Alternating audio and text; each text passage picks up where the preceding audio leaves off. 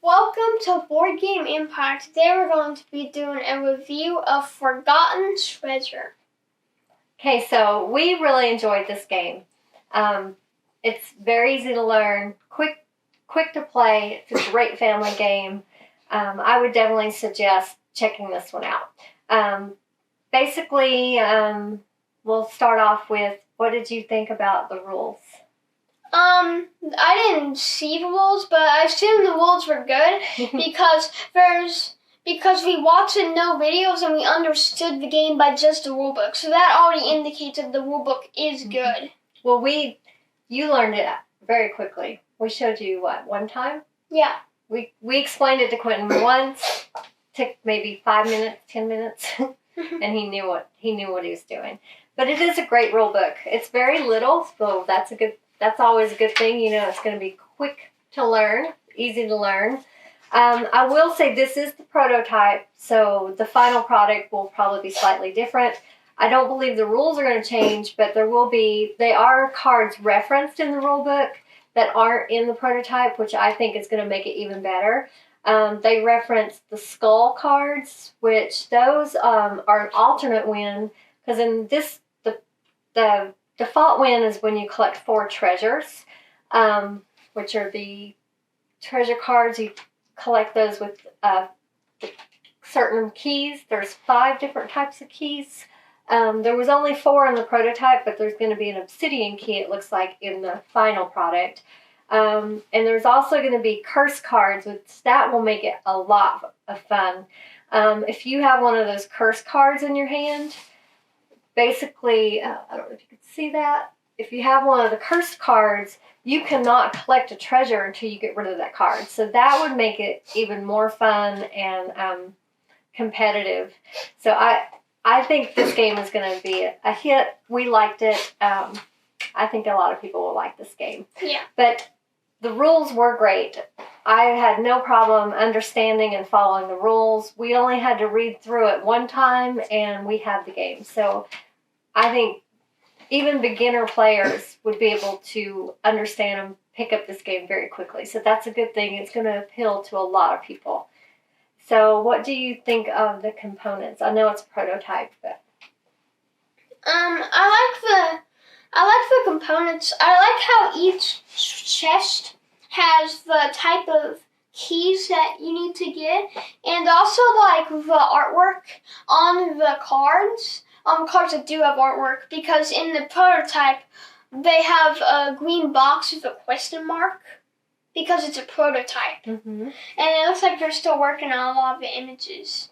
But I like the components a lot. I also like this player aid that shows you all the keys.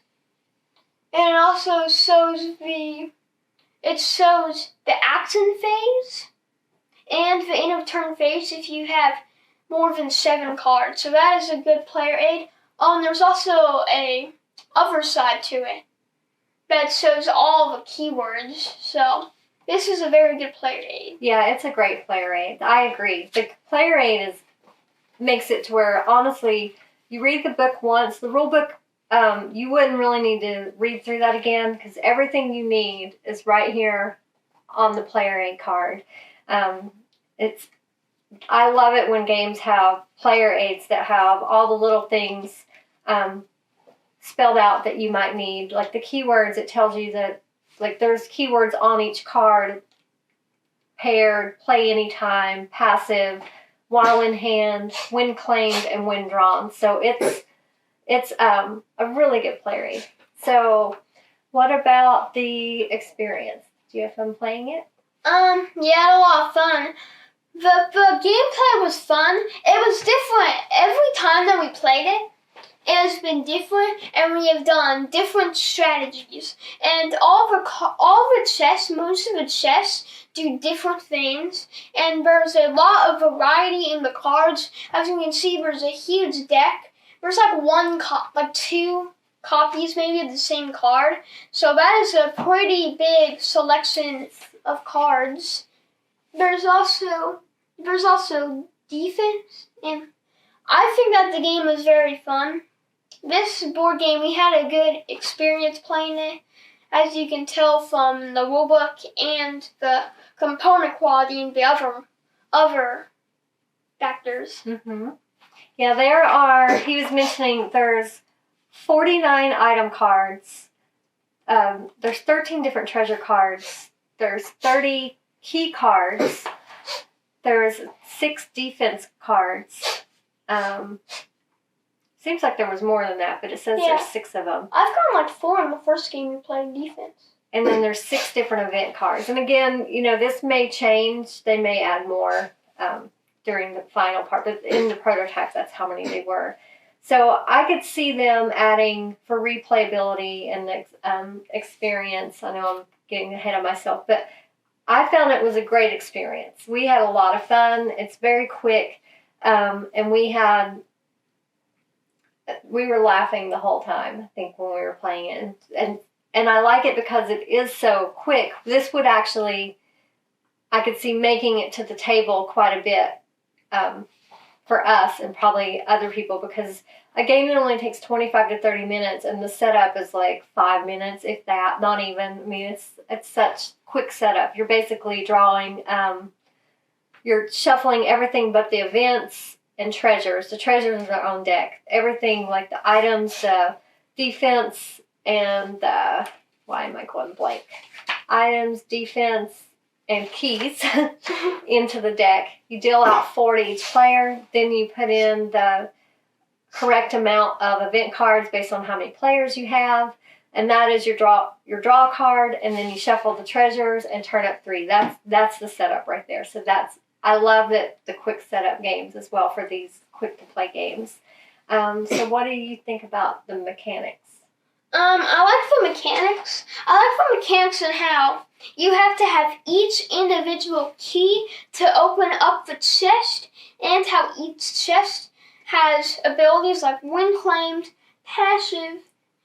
So those are good abilities. Another thing that's good about the mechanics is that there's defense cards. Not only can you use defense cards to stop an action, like an item card, and events, you can also use a defense to stop a defense card. Yeah. So that is another good part of mechanics. I also like how the events, as soon as you draw them, most of them, each player has to do the events that you drawn. So that's cool. I also like the pair ability, that one. Oh, yeah. That's a cool ability where you have to play the card as a pair.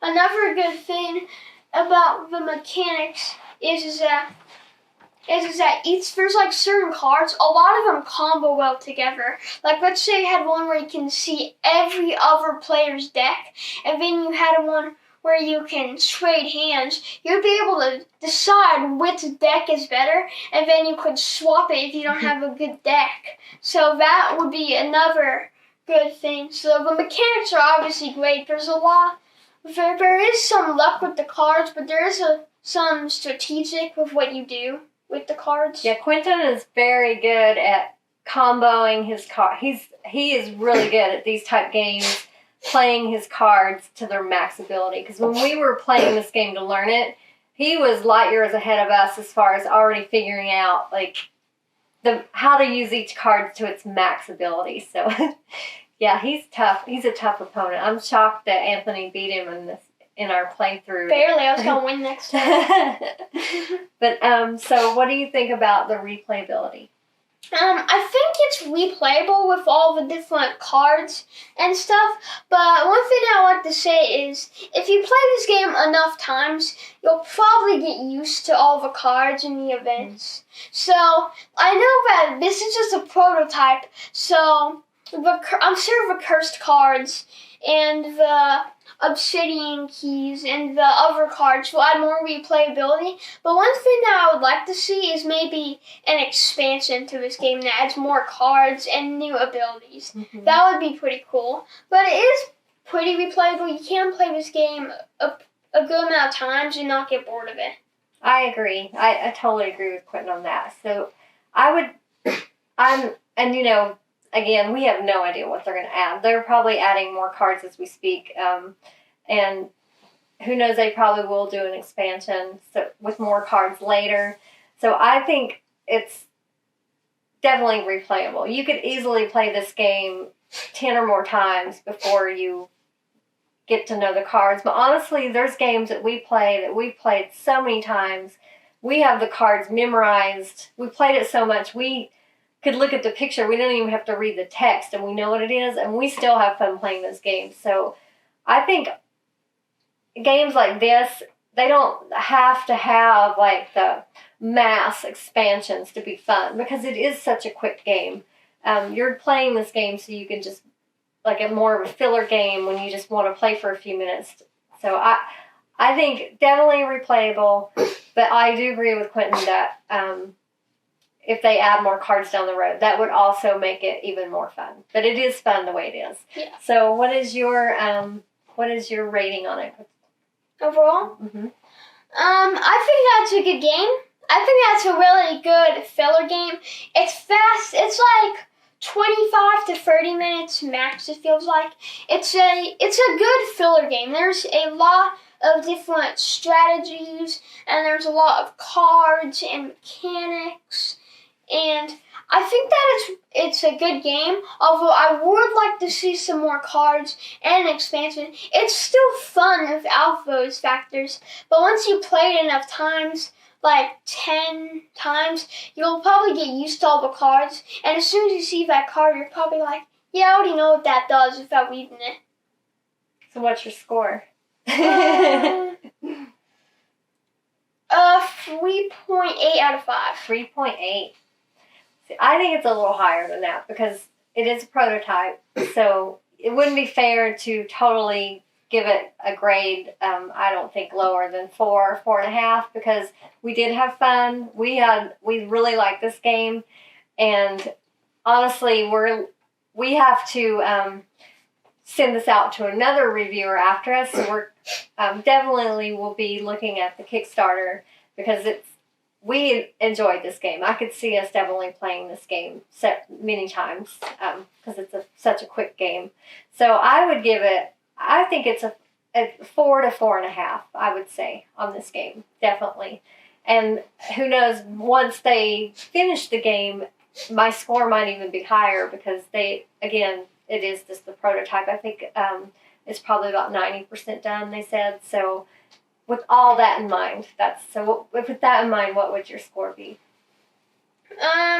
Well, like, we didn't play with the cursed cards. I would say if we played with the cursed cards and the other mechanics, like the ones where you can't get the treasure, it would probably be a 4.1, because it's kind of like in the start of the game, it seems too easy to get treasures. And it feels like the first person who gets like 2 or 3 treasures has won the game. Yeah, but again, they're adding those, so that's why this game will definitely be awesome once it has those cards, because it does make it hard for the person that's ahead. If they get that curse card in their hand, they could be stalled. I mean, who knows how long it'll take them to get rid of that card. So they could be stalled just long enough for the other players to catch up. So that is definitely a good addition that I'm excited to see how that plays out. So all in all, we love this game. We thought it was fun, a great game, and we look forward to seeing it on the Kickstarter. We hope you enjoyed this review.